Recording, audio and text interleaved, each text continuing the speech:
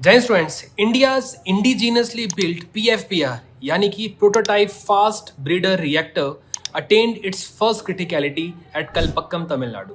ये हेडलाइन आपने सुनी होगी, शायद समझ बहुत अच्छे से ना आई हो। स्टार्टिंग में मेरे को भी समझ नहीं आई थी, लेकिन जब मैं समझा तो मुझे पता लगा कि ये बहुत बड़ी अचीवमेंट है भारत की। Students, it has something to do with nuclear energy transmission in India.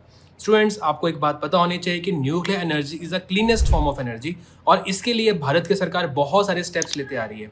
For example, दिसंबर के मंथ में हमने एक शांति बिल प्रेजेंट किया था, जिसके तहत प्राइवेट सेक्टर भी अपनी इन्वेस्टमेंट कर सकता है न्यूक्लियर एनर्जी के लिए। तो स्टूडेंट्स, आपको मैं एक सिंपल तरीके से बताता हूँ कि what has India achieved and why it is so important for India. Students, जो फर्स्ट स्टेज होती है न्यूक्लियर एनर्जी को बनाने के लिए, तो स्टूडेंट्स उसमें यूरेनियम का हम इस्तेमाल करते हैं और यूरेनियम के फिजन से हमें एनर्जी भी मिलती है, साथ में हमें प्लूटोनियम भी मिलता है। तो स्टूडेंट्स, इंडिया अभी फर्स्ट स्टेज के ऊपर ऑपरेट कर रहा था, जिसमें हमें एनर्जी मिल रही थी, साथ में हमें प्लूटोनियम मिल रहा था। स्टूडेंट्स, ये प्लूटोनियम अगेन यूज हो सकता है एज अ रॉ मटेरियल। तो स्टूडेंट्स, ये जो आपका पीएफबीआर है यानी कि प्रोटोटाइप फास्ट ब्रीडर रिएक्टर, ये स्टेज 1 से मिला हुआ जो प्लूटोनियम है उसको यूज़ करेगा, साथ में इसमें यूरेनियम भी डाला जाएगा। तो स्टूडेंट्स, हमें साथ साथ में एनर्जी भी मिलेगी और जो हमारा पुराना रॉ मटेरियल था वो भी यहाँ पे कंज्यूम हो जाएगा।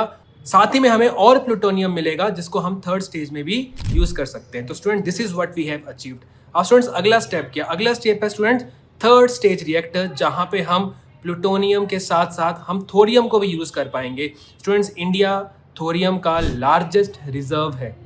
केरला में मोनाजाइट सैंड मिलती है और उस सैंड से हमें मिलता है थोरियम।